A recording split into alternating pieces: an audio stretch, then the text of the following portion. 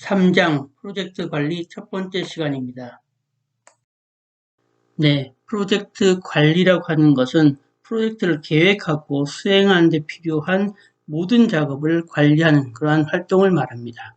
그래서 여기서 그 프로젝트를 계획하고 수행하는 데 필요한 모든 작업이라고 하는 것이 어떤 종류의 작업이 있는지 한번 살펴보도록 하죠.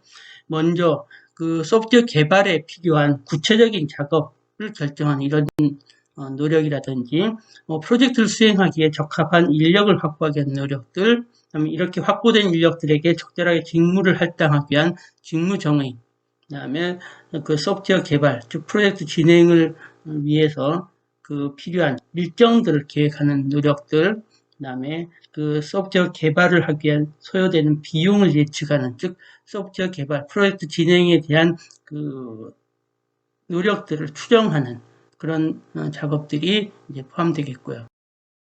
네, 뿐만 아니라 프로젝트 진행 과정에서 소프트웨어 개발을 위해서 필요한 어떤 지시 활동이라든지 그런 프로젝트 진행을 감독하는 활동들, 그다음에 기술적 리더로서 어떤 역할을 수행을 해야 되겠죠. 그런 역할들이라든지 기술적 리더로서 역할을 하다 보니까 다른 사람이 내린 결정을 검토하고 승인하는 역할, 그다음에 팀원들의 사기를 진작시키고 지원하기 위한 이런 노력들이라든지, 그다음에 프로젝트 진행 상황 전체를 모니터링하면서 적절한 통제를 수행하는 이런 노력들, 그다음에 다른 프로젝트 관리자와 협력하는 노력들, 그다음에 적절한 시점에 적절한 상황에 대해서 보고 활동을 해야 되는데 이런 보고에 대한 활동이라든지, 그다음에 프로젝트 진행 과정에서 적용되는 어떤 프로세스가 있다고 할 때 그런 프로세스를 보고 그런 부분에서 개선할 점이 있는지 개선점의 여지를 파악을 해서 적절하게 프로세스를 개선하는 이런 활동을 전부 포함을 해서 프로젝트 관리 활동에서 수행하는 작업이라고 얘기할 수 있겠습니다. 네, 방금 전에 프로젝트 관리 활동에서 수행되는 다양한 작업들에 대해서 살펴봤어요. 사실 뭐 앞에서 정리한 걸 가지고 충분한데 앞에서 정리했던 내용들에 보면은 기술적인 측면 또는 비기술적인 측면을 다 이제 얘기를 했었는데 여기서는 이 슬라이드에서는 우리가 프로젝트 관리 활동에서 수행되는 작업들을 기술적인 측면만 가지고 좀 한번 얘기를 해보도록 하죠. 기술적인 측면에서 얘기를 하면 제안서 작성, 그러니까 프로포저를 이제 실제로 작성을 해야 되겠죠. 우리가 프로젝트를 진행하려고 하면은 제안서를 프로포저라고 불러요. 제안서를 작성을 해서 그러니까 어떤 과제가 수행하라고 어떤 공지가 떴으면은 우리가 이런 과제를 수행하려고 한다. 그럼 우리가 과제를 수주하려고 한다라고 하면은 이 과제를 우리가 수행하겠다라고 하는 우리의 그 수주 계획에 대한 자세한 부분이 프로포저, 제안서라고 볼 수 있겠죠. 그래서 이런 제안서를 작성할 수 있어야 됩니다. 그 다음에 이런 어떤 주어진 미션이 있다. 그 수행해야 할 과제가 있다라고 하면 그 프로젝트를 계획하고 그 다음에 일정을 스케줄링하는 그런 부분들이 이제 필요하겠죠. 그 다음에 프로젝트의 비용 계획이라고 하는 것은 실제로 프로젝트를 수행할 때 그 개발 노력이라고 이제 볼 수 있겠죠. 개발 노력이 얼마 정도 되는지에 따라서 그럼 어느 정도의 사람이 필요하고 그런 사람들한테 지급하는 비용, 전체 운영 비용 뭐 등등을 고려해서 하다 보니까 비용을 계획할 수 있겠죠. 그래서 이 비용 계획이라고 하는 것은 달리 얘기하면은 오늘 이제 수업에서 다루긴 할 거예요. 그 개발 노력에 대한 추정이라고 이제 뭐 보시면 되겠죠. 그 다음에 프로젝트를 실제로 진행 과정에서 계속 모니터링 해야 돼요. 모니터링하고 이제 적절한 시점에서 계획 대비 잘 진행되고 있는지 어떤 문제가 없는지 그런 부분에 대해서 계속 검토, 리뷰 작업을 해야 되는 거죠. 그 다음에 인력 선발, 이거 상당히 중요하죠. 결국은 프로젝트는 누가 하는 거예요? 프로젝트라고 하는 것은 결국 사람이 하는 거죠. 사람이 하기 때문에 이 적절한 휴먼 리소스를 잘 관리하는 것이 대단히 중요하죠. 그래서 인력을 선발하고 적절하게 평가를 또 해야 되겠죠.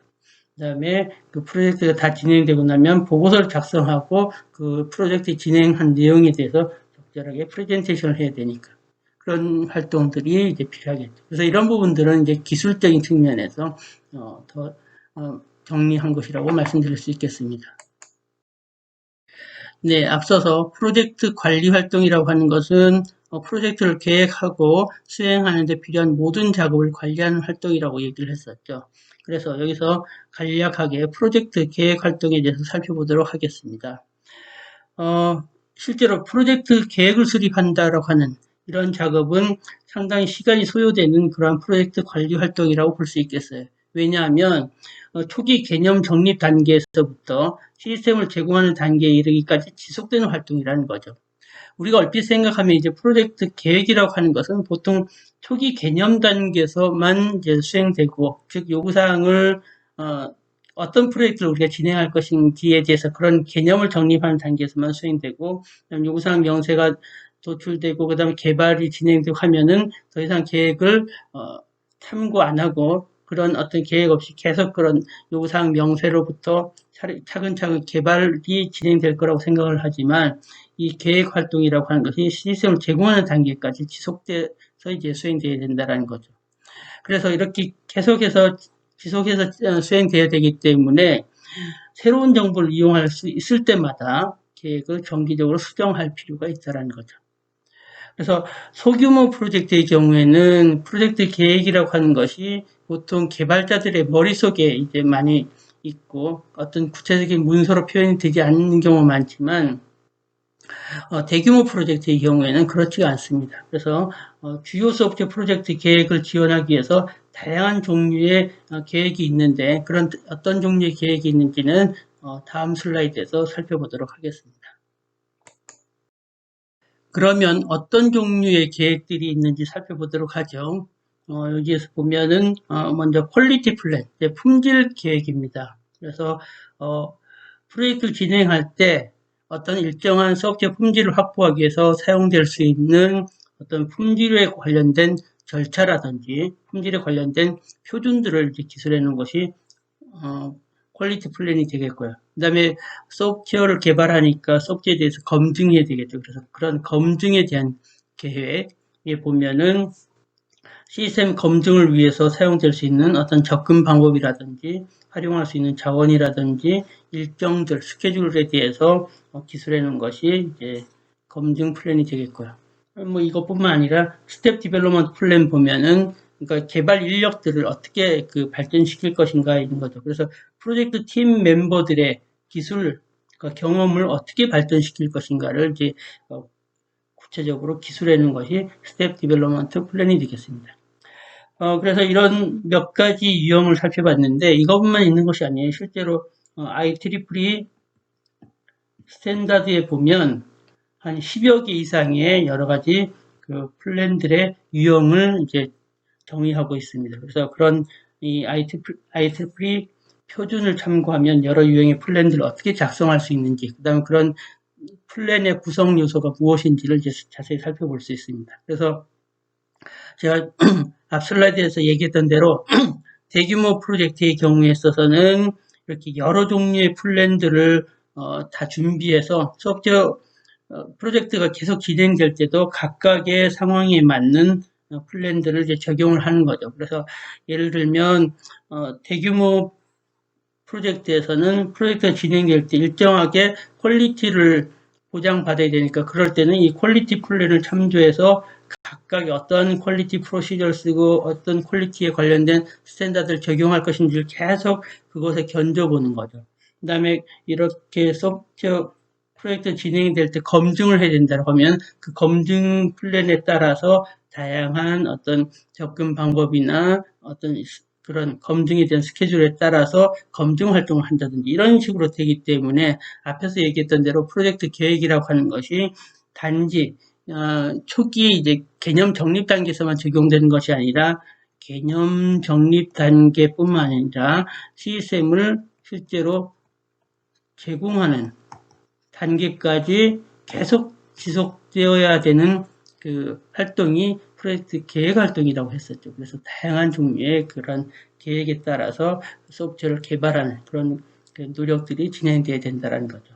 그래서 조금 전에 얘기했지만 소규모 프로젝트의 경우는 이렇게 뭐 많은 플랜들을 다 작성하진 않는다고 했었죠. 많은 경우에 개발자들의 머리에 있지만 대규모 프로젝트, 예를 들어서 원자력 소프트웨어 같은 경우는 원자력 소프트웨어 개발하는데 작게는 뭐 5년 또는 막 길면 5년에서 10년까지 소프트웨어를 개발하는 경우가 많아요. 그럼 이제 개발된 소프트웨어가 실제로 운영되기에는 뭐 40년에서 한 60년까지 이제 운영된다라고 지난번에도 얘기했었죠.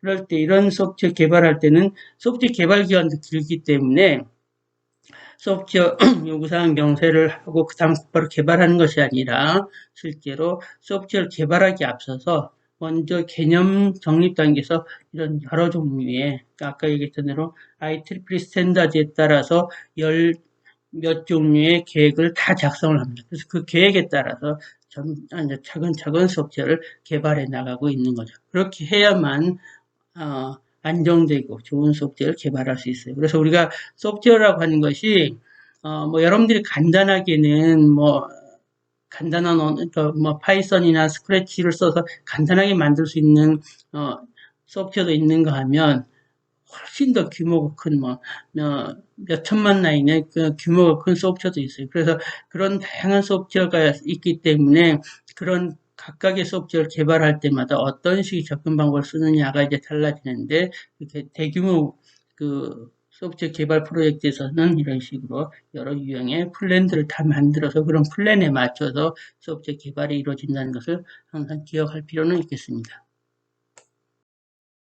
네, 우리가 앞에서 프로젝트 관리 활동, 특히 기술적인 관리 활동에 대해서 수행해야 할 몇 가지 작업들을 쭉 나열했었죠. 그래서 우리가 여기 3장에서 프로젝트 관리라고 하는 이 챕터에서 기술적으로 수행해야 할 관리 활동을 강조해서 네 종류의 그 관리 활동을 주로 이제 다루도록 하겠어요. 그래서 첫 번째가 개발 노력 추정이 되겠고요. 그 다음에 두 번째 수업 시간에 수행하게 될 일정에 대한 그 스케줄링에 대한 그 관리 활동, 그다음에 세 번째 시간에 수행하게 될 그 인적 자원에 대한 인력에 대한 그 관리 활동 및 위험 분석에 대한 그런 관리 활동에서 기술적인 네 가지의 그 관리 활동에 대해서 우리가 자세히 살펴보도록 하겠습니다. 그래서 그 첫 번째 주제로 프로젝트의 개발 노력을 추정하기 위한 그런 그 작업들을 살펴보도록 하죠. 그러니까 프로젝트를 수행함에 있어서 필요한 그 개발하기 위해서 필요한 노력이 얼마냐를 이제 추정하는 그런 작업이 되겠습니다.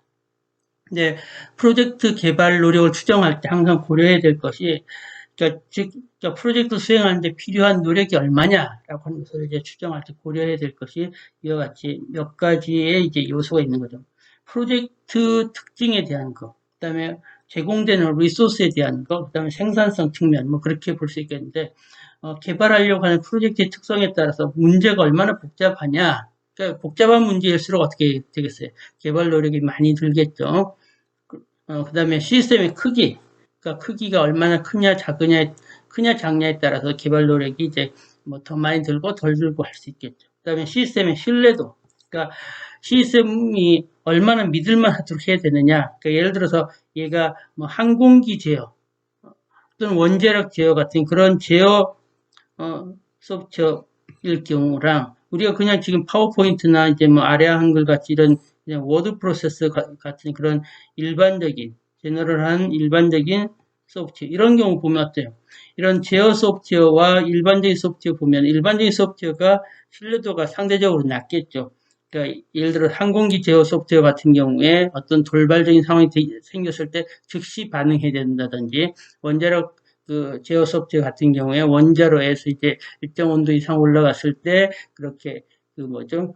그 온도 상승을 감지해서 빨리 조치를 취하도록 한다든지 그렇게 해야 되는 거와 우리가 워드 프로세스의 경우는 어때요? 동작하다가 만약에 소프트웨어가 페일이 일어난다고 하더라도 물론 우리가 작업하던 게 날아가니까 좀 기분은 나쁘지만 그것이 절대적으로 어떤 안전에 영향을 주는 건 아니겠죠. 그렇기 때문에 신뢰도 이제 이런 그러니까 위냐 아래냐 이런 종류에 따라서 신뢰도 다름에 따라서 개발 노력도 훨씬 더 많이 들고 덜 들고 이제 그럴 수 있다는 거죠. 그래서 이런 것들이 프로젝트의 측면이 되겠고요.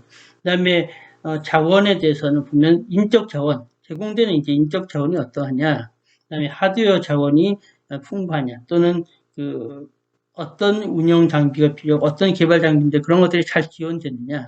그다음에 소프트웨어 자원에서 그 개발 지원 도구가 자동화된 도구가 잘 지원되느냐. 그런 거에 따라서도 어떻게 되겠어요. 개발 노력이 영향을 받을 수 있겠죠. 그다음 생산성 요소 측면에서 보면 개발자들의 능력 중요하겠죠. 개발자들이 능력이 있다라고 하면은 개발 노력이 상대적으로 이제 뭐라고 할까요? 또는 개발 시간 그런 부분들에 있어서도 단축될 수 있겠죠.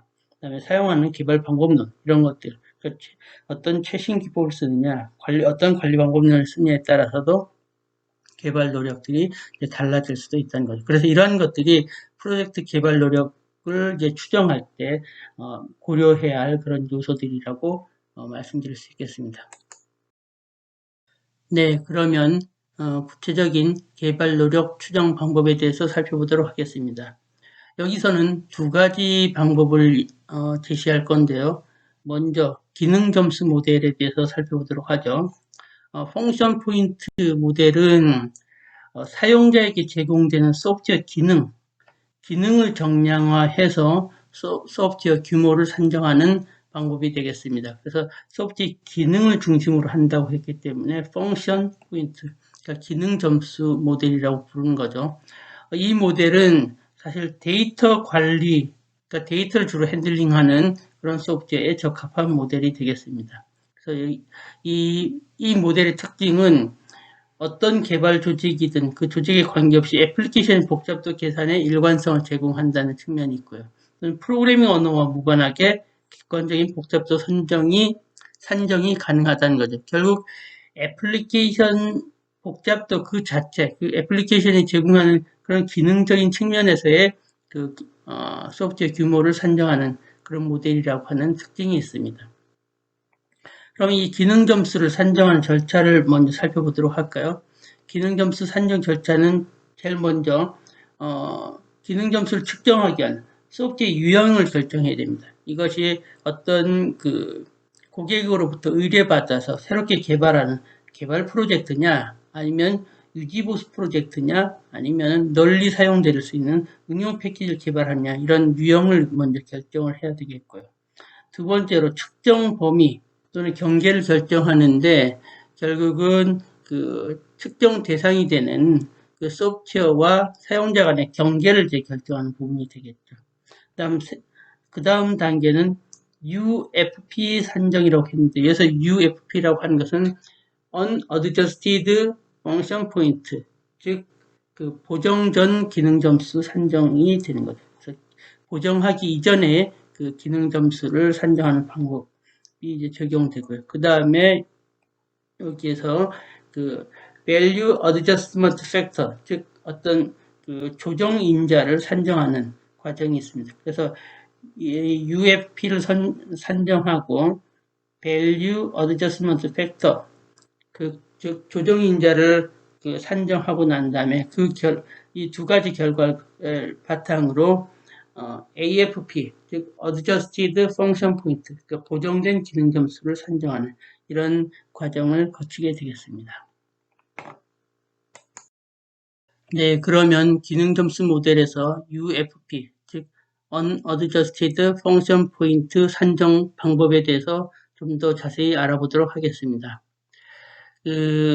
이 기능 점수 모델에서는 소프트웨어의 기능적인 측면을 5가지 구성 요소로 이제 나눠서 살펴보고 있어요. 그래서 그 5가지 구성 요소가 뭐냐면 그 외부 입력, 외부 출력, 외부 질의, 그다음 내부 논리 파일, 외부 인터페이스 파일로 이제 각각 소프트웨어들이 구성되었다고 이제 보는 거죠. 그럼 외부 입력이라고 하는 건 뭐냐면 시스템 외부에서 들어오는 데이터 및 제어 정보를 이제 처리하는 그런 기본 프로세스를 외부 입력 기능이라고 보는 거고요.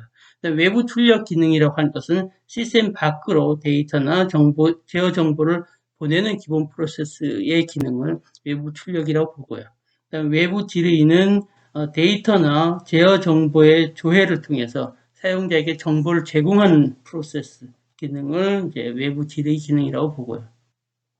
그다음에 내부 논리 파일 기능이라고 하는 것은 시스템 영역 안에서 유지되고 그다음 사용자가 식별 가능한 어떤 논리적으로 연관된 자료 또는 이 제어 정보를 처리하는 그런 기능들을 내부 논리 파일 기능이라고 보고요. 외부 인터페이스 파일이라고 하는 것은 시스템에서 참조는 되지만 다른 응용 시스템에서 이제 유지되고 사용자가 식별 가능한 어떤 논리적으로 연관된 자료 및 제어 정보 처리 기능이 이제 외부 인터페이스 파일 기능이라고 이제 보고 있습니다. 네, 기능 점수 모델에서는 UFP를 산정하기 위해서 소프트웨어 구성 요소별 기능 점수의 가중치를 이제 부여하고 있습니다. 그래서 각각의 앞에서 얘기했던 5가지 소프트웨어 구성 요소가 있고요. 얘네들의 복잡도에 따라서 단순하냐, 평균적이냐, 아니면 복잡하냐에 따라서 뭐 가중치를, 예를 들어서 입력 기능에 대해서 단순하면 3, 복잡하면 6, 평균적인 복잡도면 4, 뭐 이런 식으로 가중치를 이제 제공을 하고 있습니다. 그래서 이러한 가중치를 바탕으로 UFP를 계산하는 공식 규칙은 다음과 같습니다. UFP는 그 각각의 소프트웨어 요소 X의 개수에다가 각 그 소프트웨어 요소의 가중치를 곱해서 그것들을 다 이제 더하는 형태가 되는 거죠. 그래서 여기 보면 입력 요소의 개수에다 입력 요소의 가중치, 그 다음에 출력 요소의 개수에다 출력 요소의 가중치, 그 다음에 지르이 요소의 개수에다 지르이 요소의 가중치, 논리 파일의 그 개수에다가 논리 파일의 그 가중치, 그 다음에 인터페이스의 그 개수에다 인터페이스의 가중치, 이렇게를 다 이제 곱하는 거죠. 그래서 예를 들어서 입력의 개수가 뭐 10이고, 그 다음에 그것이 평균적인 복잡도가 4다. 그 다음에 출력의 개수가 12고, 그 다음에 그 평균적인, 복잡도가, 복잡하다, 7이다. 라고 뭐 이런 식으로 쭉 계산을 해서 그 UFP를 계산한다는 얘기죠. 네, 계속해서 VAF, Value Adjustment Factor, 즉, 조정인자를 산정하는 방법에 대해서 살펴보도록 하겠습니다.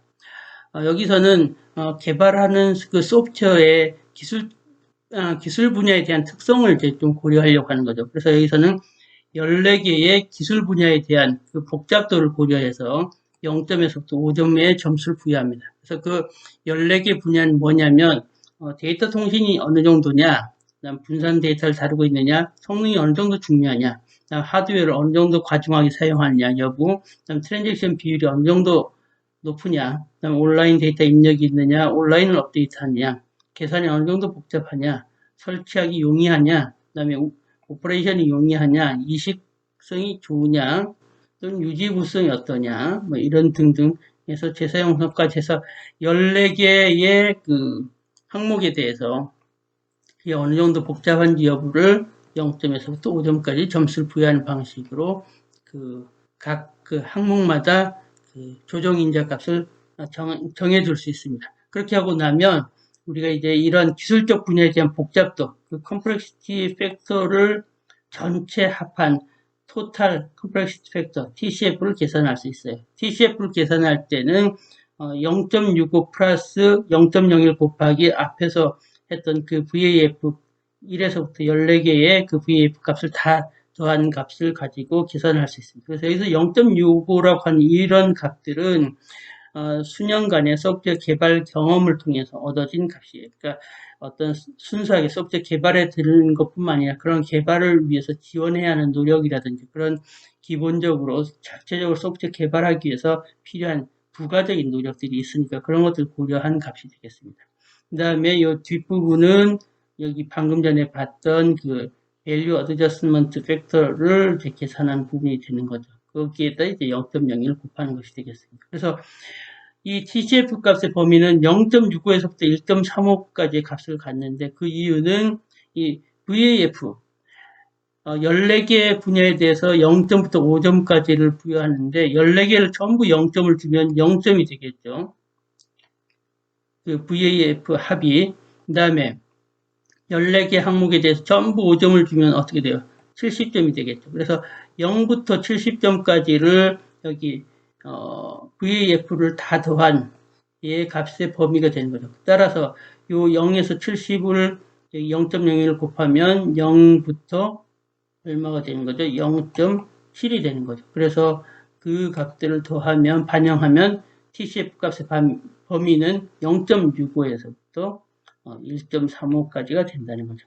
그래서 이렇게 VAF를 산정하고 그 다음에 토탈 컴플렉시티 팩터를 계산하고 나면 우리가 최종적으로 adjusted 펑션 포인트, 즉 보통 일반적으로 부르는 펑션 포인트를 계산할 수 있습니다. 그래서 AFP 또는 펑션 포인트는 앞에서 얘기했던 unadjusted 펑션 포인트 값에다가 방금 전에 계산했던 total complexity 팩터를 곱해주면 됩니다. 그래서 그렇게 곱하면 그 펑션 포인트 값이 나와요. 이 펑션 포인트라고 하는 것은 우리가 주목해야 될 것이 앞에서도 사용자에게 제공되는 어떤 기능적인 측면에서의 기능성을 바탕으로 소프트웨어의 규모를 산정한다고 했었죠. 그래서 이 펑션 포인트라고 하는 것은 단지 소프트웨어의 규모, 크기에 대한 추정값의 C라는 거죠. 그렇기 때문에 우리가 이 소프트웨어의 규모를 알고 나면 실제로 개발하기 위해서 어느 정도의 노력이 필요한지 그 노력을 추정하는 것이 궁극적인 목적이니까 노력을 추정하기 위한 그 에포트를 얻기 위한 그 방식은 계산된 펑션 포인트 나누기 생산성으로 나눠주면 되겠습니다. 여기서 생산성이라고 하는 것은 one man month 분의 펑션 포인트, 즉 그 개발팀의 생산성인데 개발자 한 명이 1인이 1개월에 걸쳐서 개발할 수 있는 평균 펑션 포인트 값이 되는 거예요. 그래서 그러한 생산성 값을 가지고 전체 펑션 포인트로 전체 펑션 포인트를 생산성으로 나눠주면 전체 그 개발 노력을 추정할 수 있습니다. 예를 들어서 계산된 펑션 포인트 값이 300이고 그 다음에 개발팀의 생산성이 25다. 즉 개발자 1인이 1개월에 개발할 수 있는 평균 펑션 포인트 값이 25다라고 하면은 이건 얼마야? 10이죠. 12 맨 먼스가 됩니다. 즉 한 달에 12명의 그 개발자가 참여하거나 또는 한 명의 개발자가 참여한다고 하면 12개월 동안 수행해야 된다거나 뭐 그런 식의 의미가 되는 거죠. 그래서 이런 식으로 해서 전체 그 소프트웨어 개발을 위한, 즉 프로젝트 개발에 의한 노력에 대해서 추정할 수 있다는 겁니다. 네, 프로젝트 개발 노력을 추정하기 위한 또 다른 방법으로 객체 점수 모델에 대해서 살펴보도록 하겠습니다. 요즘은 이제 대부분 소프트웨어 소프트웨어를 많이 개발하니까 이 객체 점수 모델은 바로 그런 객체 지향 시스템을 개발할 때 객체를 기초로 한 그 노력 추정 모델이다라는 거죠. 그래서 여기서 이 객체 점수 모델을 이용을 해서 프로젝트 개발 노력을 추정하는 과정을 살펴보도록 하겠습니다. 절차는 다음과 같은데요. 먼저 문제 도메인에 있는 추정된 클래스 개수, 클래스 개수를 추정한 값을 이제 CC라고 여기서 표현했어요. 그 클래스 개수라는 거죠. 그래서 이러한 추정된 클래스 개수는 요구 명세나 또는 그런 요구 명세를 바탕으로 UML 모델링을 한 그걸 통해서 우리가 추정할 수 있습니다. 여러분들도 이번 학기 수업을 통해서 요구 명세를 하고 그런 요구 명세로부터 UML 모델링을 통해서 클래스들을 이제 그 클래스 모델링을 하게 될 거예요. 그러면 어떤 이런 시스템을 개발할 때 어느 정도의 클래스를 가지고 그걸 구현할 수 있겠다라는 것이 나오게 되죠. 바로 그럴 때 UML 모델링으로부터 이런 그 클래스의 개수를 추정할 수 있다는 거죠. 그 다음 두 번째 단계에서는 적용되는 이제 사용자 입력의 종류, 사용자 입력의 종류를 분류하고 거기에 대해서 가중치를 부여합니다. 그래서 유저 인터페이스가 없으면 가중치가 2.0, 단순한 텍스트를 사용하는 유저 인터페이스면 2.25, 그래피컬한 이제 유저 인터페이스면 2.5, 아주 이제 복잡한 유저 인터페이스면 3.0 해서 이렇게 가중치를 부여합니다. 그다음 세 번째 단계는 최종 클래스 개수를 이제 추정을 하는데 최종 클래스 개수는 앞에 1번 단계에서 추정된 클래스 개수에다가 2번 단계에서 적용했던 인터페이스 가중치를 곱하고요. 다시 1번 단계에서의 그 추정된 클래스 개수를 더해주는 이런 방식으로 이제 클래스 개수를 최종적인 클래스 개수를 이제 추정하고요. 그렇게 해서 나중에 이제 그 필요한 개발 노력은 이와 같은 공식으로 계산될 수 있습니다. 즉 최종 클래스 개수에다가 생산성을 곱하는 이런 방식을 합니다. 그래서는 생산성이 MD라고 했는데 그러니까 예를 들어 1MD면 한 명의 개발자가 하루 동안 드릴 수 있는 나타낼 수 있는 생산성을 얘기를 하는 겁니다. 그래서 MD라고 하는 것이 클래스 하나를 개발하는 데 소요되는 생산성 추정값입니다. 그래서 보통 클래스 하나를 개발하는 데 소요되는 생산성 추정값은 15에서 20이라고 해요. 그러니까 한 명의 개발자가 한 15일에서 20일 정도에 걸쳐서 하나의 클래스를 개발한다라고 이제 보는 거죠. 그래서 이런 식으로 해서 전체적으로 그 프로젝트를 개발하는 데 필요한 그 노력을 추정할 수 있다는 얘기죠.